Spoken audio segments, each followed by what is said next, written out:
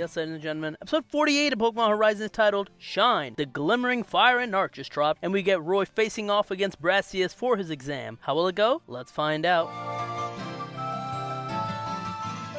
Continuing from the previous episode, this time, it's Roy's turn to take his basic exam as he arrives in Artazon. However, it isn't a normal day in Artazon. Instead, there's an art festival going on, and it seems like Hassel, the Elite Four member, is helping out. We learned that Hassel is a mentor to Brassius. We also see that Alex, Liko's dad, was invited to the art festival. However, Roy doesn't care about any of that. Instead, he just wants to battle. However, Brassius is too busy working on an art piece for the art event, so he says he can't battle for now. However, Nemona's in the area, so she's willing to battle Roy. We get a short battle, but it shows that Roy's gotten much stronger as he's able to use Disarming Voice and Flamethrower on Palmont to do some damage to it. However, the battle changes when it begins raining, and Roy's too focused on winning to pay attention to that fact, causing him to use a fire move in the rain, which doesn't work, which leads to Fuecoco's defeat. And when Nemona goes to talk to him about the battle, Roy is insistent that he lost because of the rain and wants to battle again. Seeing this, Brassius tells Roy that he can't win no matter how much he tries as he is right now because he doesn't understand battling, so he will never master Terastallization. Their match is now on hold indefinitely until he can figure it out. Roy's devastated. However, since there's an art festival happening, Hassel says that our heroes should try making their own art for the festival, with the theme of the festival being making art with their Pokemon. And even though Roy just wants to battle, seeing how much Fuecoco likes art, he relents. The gym here is where the art supplies are, and we learn more about the hero's personality through their art. Liko uses painting and works well with their Pokemon to create colorful art. It's supposed to represent her more colorful nature, along with how much she understands her Pokemon. Dot works on a mechanical art piece, showing intelligence and technology, and how she's able to utilize Pokemon in her art piece. And Roy works with clay. He's more of a physical art person. When Fuecoco sees a Charizard painting, they decide they want to make that with their clay mold, but he's struggling with the art piece. As he's trying to figure out why he doesn't like it, Brassius tells Roy that clay isn't the only material he has in his disposal and that he needs to try and figure things out outside and use that as the clue to create his art. Roy doesn't understand at first what that means until Fuecoco accidentally uses fire on the clay and hardens it. Roy sees that and likes the color of it, and Roy realizes what Brassius was talking about. He can use his Pokemon's moves to help him create his art, so he gets back to working, eventually putting together the Charizard piece. We go outside to see everyone's art piece afterwards. Nemona made artwork depicting her Palmont in the heated battle, Liko made a very colorful Arboliva surrounded by her Pokemon's paw prints, and Dot made a mechanical machine with the help of all of her Pokemon and Roy's to make that thing light up and spin. And then we see Roy's Charizard. It's pretty big, it grabs everyone's attention, and it has these things in its arms, its eyes, and mouth, and tail, and the artwork doesn't really fully complete until he has Fuecoco light them up with Flamethrower. Seeing how well it all came together, Brassius tells Roy that he hopes that by telling him to use clues outside of his material, he understands that he can now use that same philosophy for battle. So with that, Brassius accepts his challenge. This is a really tactical battle as well as a nice setup of a battle where Roy's going to start off with a disadvantage against Sudowoodo, but if he can manage to force Brassius to Terastallize, then he can get the advantage. I really like that. Brassius watched Roy's battle with Nemona, so he's able to keep his distance with Substitute and Stone Edge since Fuecoco uses Disarming Voice and Flamethrower. Roy has to try and figure out how to get close and counter Brassius. While he's trying to do that, he has Fuecoco use Flamethrower constantly, and eventually he sees it. The battle place is getting hot due to the flame, so Sudowoodo starts sweating, the real one. This allows Roy to correctly identify and use Fuecoco's Stomping Tantrum to attack it over and over again. Eventually, Sudowoodo is getting tired of getting hit by Stomping Tantrum, so it Terastallizes. Roy then also Terastallizes, and when Sudowoodo goes for Trailblaze, Roy surprises Brassius with a new move, Flame Charge. That's followed up by Flamethrower, which allows him to KO Sudowoodo, giving Roy the victory. Afterwards, Roy explains to Brassius how he was able to identify the correct Sudowoodo, and Brassius passes him on his basics classes. Fuecoco is hungry after the battle, so they all want to go out to the food stands in the festival, and that means next up is Dot, and that's where we end the episode. This episode addressed one of my many criticisms with the story in Horizons, at least temporarily. We'll see how it goes moving forward, and that was that it seemed like Roy was just being left behind. Liko was shown as the more empathetic person, the leader of the group, the stronger trainer in terms of battle because her Pokemons are already evolving, and her being the person who tends to do the most damage to the villains anytime she comes up against them. Roy has always been shown not to only be a step behind, but his story of the battling Rayquaza got completely taken over when it was merged with the story of Terapagos. So he feels like he has no story, because we know that Rayquaza has to be caught by Liko to advance that story anyways. And because of that, his place in the story felt shallow and redundant. We didn't really know what he was gonna do, especially since Dot is the brains of the group. This is the first time where it feels like they're finally separating him and allowing Roy to shine as the battler of the group. Liko lost her battle against Katie, so I thought they would do the same with Roy. Roy, but no, he showed that he was able to hold up against Nemona, and he was able to beat Brassius. That's a major shift in what's been his character so far. Out of the 3 kids, now he looks like the strongest battler. Of course, we'll have to wait and see how long that lasts because Dot still has her stuff, and Roy's story hasn't really advanced much in a while. But I'm glad to see something still happening in that front regardless. Like I said earlier, I like this challenge from Brassius better because in the first one, Liko was in a disadvantage against Katie, and she's never able to get anything going until she terastallizes, then she promptly loses. Here, it seems like there's an actual lesson where once Roy's able to figure out the first bit of the challenge, terastallization is his reward. It feels more meaningful that way. I also like that we're getting to see Nemona more often. Our heroes don't really have a true friendly rival in this series since they're constantly moving around and being chased by the villains, so Nemona being that fits well. I hope we get to see more of her in the future. Overall, a really fun episode. 2 battles in this episode and progression for our heroes. A satisfying one as well. Thumbs up for me. But what about you guys? What did you guys think about this episode? Let me know in the comments down below. Be sure to like, share, subscribe. You can follow me on Twitter at PdGaming, and that's it. I will talk to you guys later. Peace.